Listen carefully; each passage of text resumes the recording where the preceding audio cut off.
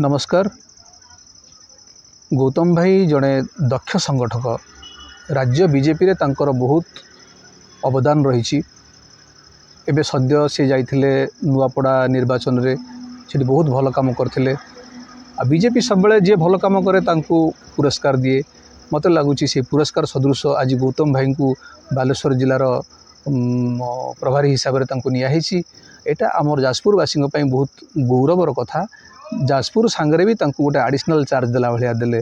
Jar प्रतिभा अच्छी ताकू निश्चय बीजेपी सम्मानित करछि। सेतिपई मनमोहन सामल जे आमर राज्य सभापति जे तांको अनुमोदन क्रमे आज गौतम भाई को बालेश्वर जिलार प्रभारी हिसाब से दायित्व दिया है। मनमोहन सामल को बहुत बहुत धन्यवाद।